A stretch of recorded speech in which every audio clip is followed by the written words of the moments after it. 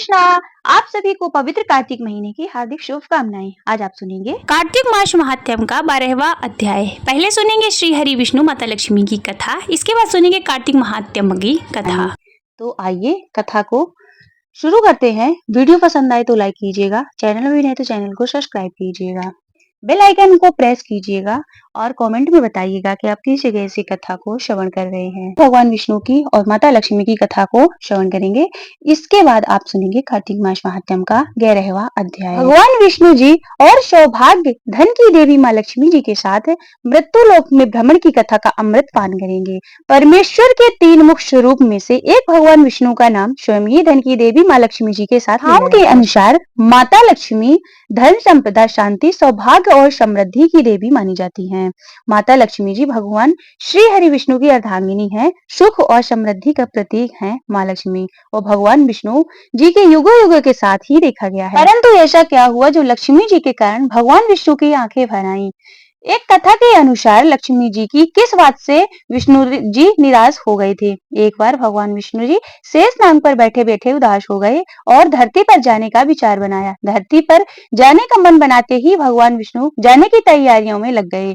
अपने स्वामी को तैयार देखकर माता लक्ष्मी जी ने उनसे पूछा कि स्वामी आप कहाँ जाने की तैयारी में लगे हैं। जिससे उत्तर में भगवान विष्णु ने कहा कि हे देवी मैं धरती लोक पे घूमने जा रहा हूँ। यह सुन माता लक्ष्मी का भी धरती पर जाने का मन हुआ और उन्होंने श्री हरि से आज्ञा मांगी। लक्ष्मी जी के द्वारा प्रार्थना करने पर भगवान श्री हरि विष्णु बोले कि आप मेरे साथ चल सकती हो, लेकिन एक शर्त पर। तुम धरती पर पहुंचकर उत्तर दिशा की ओर बिल्कुल मत देखना, तभी मैं तुम्हें अपने साथ ले जाऊंगा। यह सुनते ही माता लक्ष्मी ने तुरंत हाँ कह दिया और विष्णु जी के साथ धरती लोक में जाने के लिए तैयार हो गई। माता लक्ष्मी और भगवान विष्णु सुबह सुबह धरती पर पहुंच गए जब तक सूर्य देवता उदय ही हो रहे थे। कुछ दिन पहले बरसात हुई थी, इसलिए धरती पर चारों ओर हरियाली ही हरियाली थी। धरती बेहद सुंदर दिख रही थी, अतः माता लक्ष्मी मंत्रमुग्ध होकर धरती के चारों ओर देख रही थी। माँ लक्ष्मी भूल गई थी कि पति को क्या वचन देकर साथ आई थी। अपनी नजर को घुमाते हुए उन्होंने कब उत्तर दिशा की ओर देखा उन्हें पता ही नहीं चला। मन ही मन में मुग्ध हुई माता लक्ष्मी ने जब उत्तर दिशा की ओर देखा तो एक सुंदर बगीचा नजर आया और उस ओर से भींगी भींगी खुशबू आ रही थी। बगीचे में बहुत ही सुंदर सुंदर फूल खिले हुए थे। फूलों को देखते ही माता लक्ष्मी बिना सोचे समझे उस खेत में चली गईं और एक सुंदर सा फूल तोड़ लिया। फूल तोड़ने के पश्चात जैसे ही माँ लक्ष्मी भगवान श्री हरि विष्णु के पास वापस लौट कर आई, तब भगवान श्री हरि विष्णु की आंखों में आंसू थे।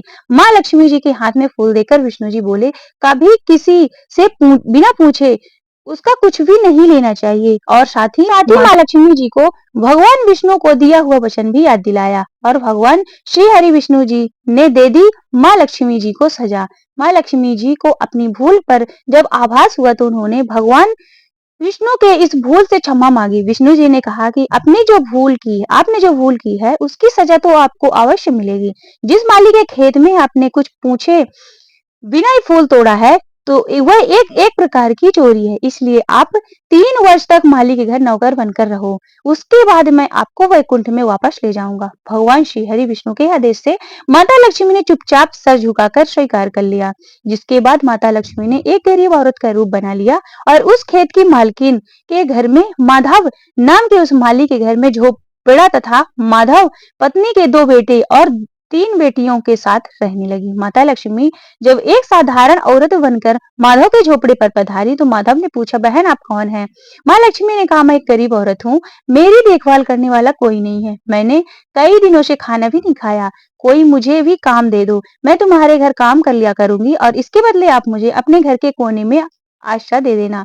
माधव बहुत ही अच्छे दिल का माली था, उसे दया आ गई, लेकिन उसने कहा कि बहन मैं भी तो बहुत गरीब हूँ, मेरी कमाई से मेरे घर का खर्च काफी कठिनाई से चलता है, लेकिन अगर मेरी 3 बेटियां हैं उसी जगह अगर 4 बेटियां होती तो मुझे गुजारा करना था। अगर तुम मेरी बेटी बनकर और जैसा रूखा सूखा हम खाते हैं उसमें खुश रह सकती हो तो हे बेटी तुम अंदर आ जाओ। माधव ने माता लक्ष्मी को अपने झोपड़े में शरण दे दी और माता लक्ष्मी 3 साल तक उस माधव के घर नौकरानी बनकर रही। कथा के अनुसार कहा जाता है कि जिस दिन माता लक्ष्मी माधव के घर आई उस दिन से माधव माधव के फूलों से इतनी आमदनी हुई कि शाम को उसके घर एक गाय खरीद ली। फिर धीरे धीरे माधव ने जमीन खरीद ली, अच्छे अच्छे कपड़े भी बनवा लिए। कुछ समय बाद माधव ने एक बड़ा पक्का घर भी बनवा लिया। माधव हमेशा सोचता था कि मुझे यह सब इस महिला के आने के बाद ही मिला है। इस बेटी के रूप से मेरी किस्मत आ गई।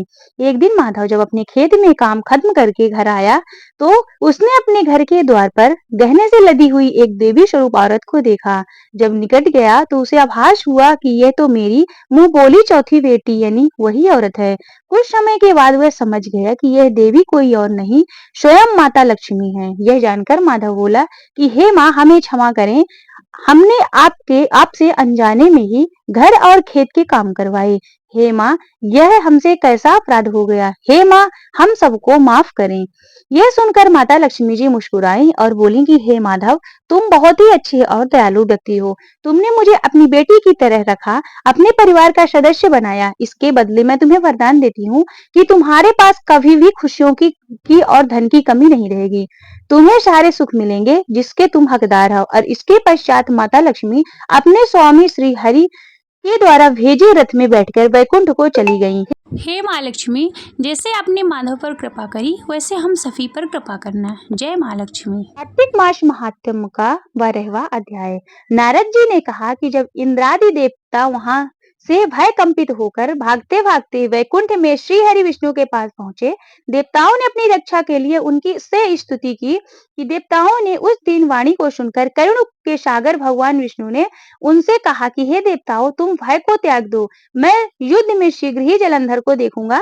ऐसा कहते ही भगवान गरुड़ पर बैठे और तब समुद्र तनया लक्ष्मी जी ने कहा कि हे नाथ, यदि मैं सर्वथा आपकी प्रिय और भक्ता हूँ तो आप मेरा भाई आप द्वारा युद्ध में नहीं मारा जाना चाहिए। इस पर विष्णु जी ने कहा कि अच्छा, यदि तुम्हारी ऐसी ही इच्छा ही प्रीति है तो मैं उसे अपने हाथों से नहीं मारूंगा, परंतु युद्ध में अवश्य जाऊंगा, क्योंकि देवताओं ने मेरी बड़ी स्तुति की है। ऐसा कहकर भगवान विष्णु युद्ध के उस स्थान में जा पहुंचे जहां जलंधर विद्वान था। जलंधर और विष्णु का घोर युद्ध हुआ। विष्णु के तेज से कंपित देवता सिंहनाद करने लगे। फिर तो अरुण के अनुज गरुड़ के पंखों की प्रबल वायु से पीड़ित हो दैत्य इस प्रकार घूमने लगे जैसे आंधी से बादल आकाश में घूमते हुए। तब अपने वीर दैत्यों को पीड़ित देखकर जलंधर ने क्रुद्ध हो विष्णु जी की उद्धत वचन कहकर उन पर कठोर आक्रमण कर दिया। ओम नमो भगवते वासुदेवाय। तुलसी माता की कथा। कार्तिक महीने में एक बुढ़िया माई तुलसी जी को सींचती और कहती कि हे तुलसी माता, सत्य की दाता, मैं तेरा विरवा सींचती हूँ। मुझे बहू दे, पीताम्बर की धोती दे, मीठा मीठा ग्रास दे, बैकुंठ में वास दे, चटक की चाल दे, पटक की मोत दे, चंदन का काठ दे, रानी सा राज दे, दाल भात भोजन में दे, ग्यारस की मौत दे और कृष्ण जी का कंधा दे। तब तुलसी माता यह सब सुनकर सूखने लगी। भगवान ने पूछा कि हे तुलसी, तुम क्यों सूख रही हो?